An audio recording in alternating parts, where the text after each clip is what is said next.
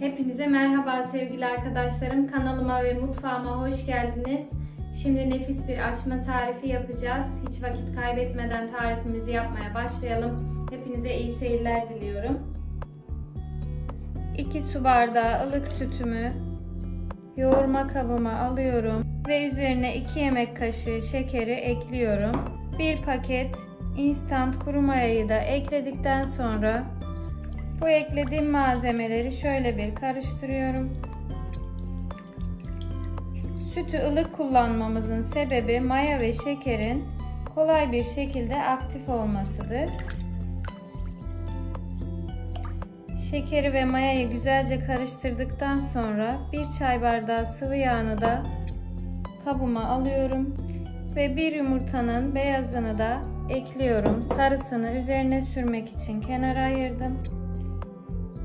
Güzel bir şekilde karıştırıp önceden elemiş olduğum unumu yavaş yavaş ilave ediyorum.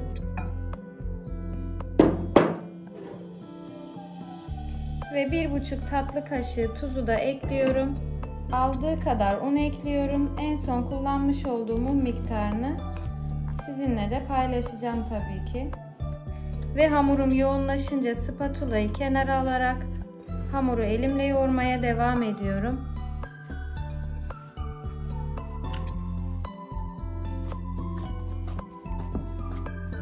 Ben 4,5 su bardağı un kullandım hamurumu yoğururken. Sizin hamurunuz benim vermiş olduğum miktardan daha az veya daha fazla un kabul edebilir. O yüzden size hamurun kıvamını yakından gösteriyorum. Açma hamurumuz bu şekilde yumuşacık ve elimize yapışmayan bir hamur olacak. Bu kıvamı elde ettiğinizde gerçekten açmalarınız çok güzel olacaktır. Şimdi hamurumun üzerine hava almayacak şekilde bir streç filmle kapatıyorum. Sizler bir kapak da kullanabilirsiniz. Bilenleriniz mutlaka bilir ama bilmeyenler için hamurunuzu dinlendirirken böyle kalınca bir sofra beziyle kapatırsanız hamurunuz çok daha güzel mayalanacaktır. Tabii ki bunu soğuk havalarda yapıyorum ben. Ve 1 saat oda ısısında dinlenmeye bırakıyorum. Şimdi oda sıcaklığında 1 saat dinlendirdiğim hamurumun üzerine açıyorum. Hamurumun miktarı az olduğu için tam yoğurma kabını doldurmadı ama 2 katına çıktı hamurum.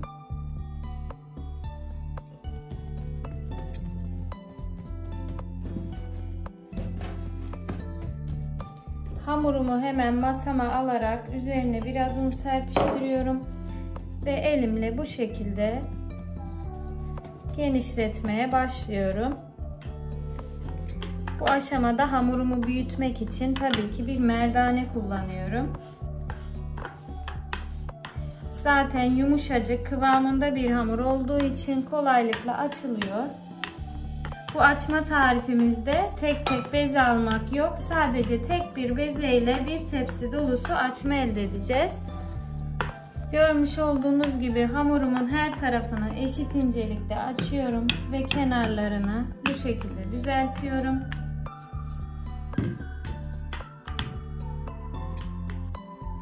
Önceden oda sıcaklığında bekletmiş olduğum 100 gram tereyağımı açmış olduğum hamurumun üzerine sürüyorum. Tereyağı sürerken hamurun her tarafına gelmesine özen gösteriyorum tabii ki. Hamurumun her tarafını güzelce yağladım. Güzel bir şekilde yağladıktan sonra kenarlarından içeri doğru katlıyorum.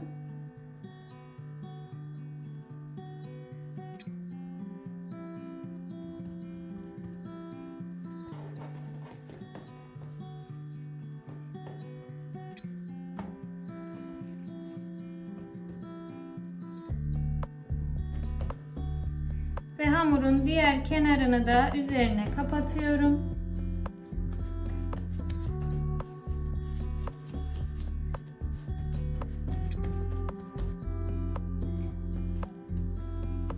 Ve kalan yağımı da bu katına sürüyorum.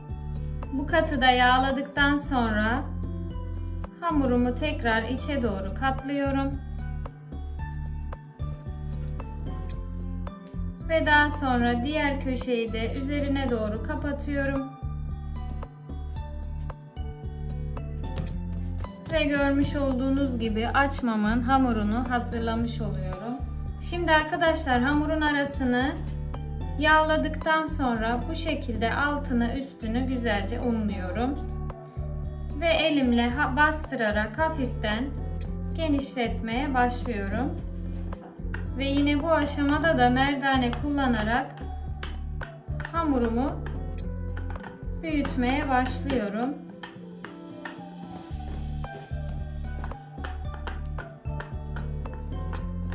Hamurun üzerinde oluşan kabarcıkları sizler de görebiliyorsunuz zaten. Bu hamurumun ne kadar güzel mayalandığını gösteriyor.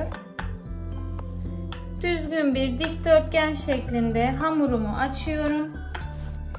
Ve şimdi böyle bir kesme bıçağı ile şeritler halinde hamurumu kesiyorum.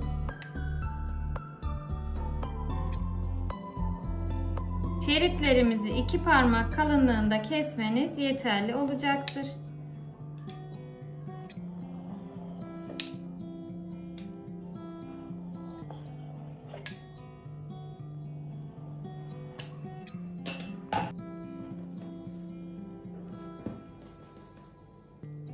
Hamur şeritlerimi kenara aldım ve şimdi şeritlerimden bir tanesini aldım ve bu şekilde elimle uzattıktan sonra ikiye katlıyorum ve daha sonra hamur şeridini bu şekilde vuruyorum. Daha sonra elimle yuvarlayarak iki ucunu birleştiriyorum. Ve bu şekilde açmamın şeklini vermiş oluyorum. Şimdi açmamı kenara kaldırıyorum.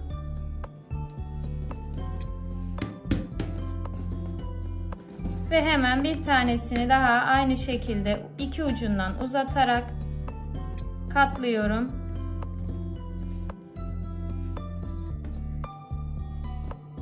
Vurma şeklinde vuruyorum.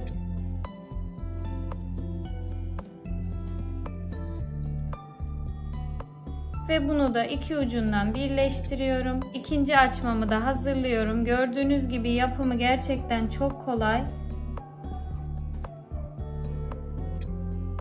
Gördüğünüz gibi hiç uğraştırıcı bir tarif olmadı.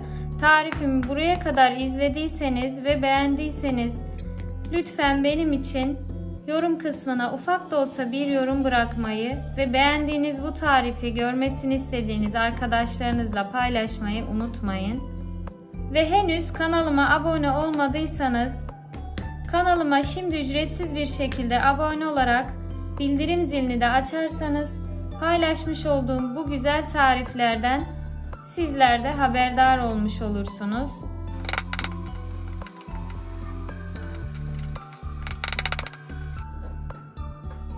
Son açmamı da tamamladıktan sonra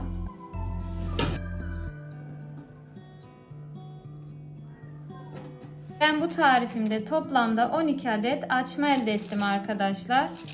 Sadece tek bir parça bezeden toplamda 12 adet açma elde ettik. Ve şimdi hazırladığım açmaların üzerini öncelikle temiz bir poşetle kapatarak daha sonra da kalın bir sofra beziyle kapatıyorum. Ve oda ısısında 20 dakika tepsi mayasına bırakıyorum. Açmalarımın tepsi mayası geldikten sonra üzerine süreceğim sosu hazırlıyorum. 1 tatlı kaşığı üzüm pekmezi, 1 tatlı kaşığı süt ve 1 yumurtanın sarısını güzelce karıştırıyorum. Sütü açmalar yumuşak bir şekilde pişsin diye, pekmezi de güzel bir şekilde kızarsın diye ekledim. Sizler dilerseniz yalnızca yumurta sarısı da sürebilirsiniz.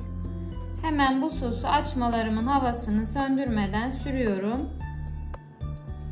Bu arada fırınımı da ısınması için 180 dereceye ayarladım.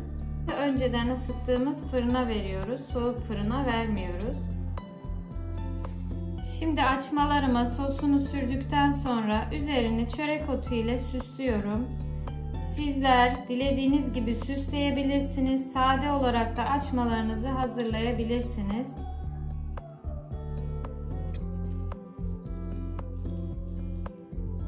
Açmalarım artık hazır. Şimdi hemen pişmesi için fırınıma götürüyorum.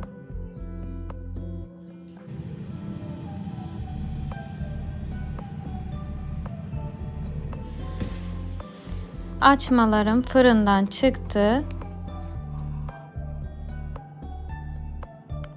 Altı da üstü de muhteşem bir şekilde aynı oranda kızardığını görüyorsunuz. Ve şöyle daha yakından göstermem gerekirse eğer ne kadar kat kat tel tel ayrıldığını umarım ekrandan sizler de görebiliyorsunuzdur. Hemen bölerek iç dokusunu da göstermek istiyorum. Hiçbir hamurlaşma kalmadı. Zaten hala sıcak buharı üzerinde. Böldüğüm zaman tel tel ayrılan yumuşacık nefis bir açma tarifi oldu. Misafirlerinize, sabah kahvaltılarınıza bu tarifi gönül rahatlığıyla yapabilirsiniz. Bu tarifin hamurunu akşamdan hazırlayarak sabah kahvaltılarınıza da yapabilirsiniz. Üstelik yapımı da çok kolay oldu gördüğünüz gibi.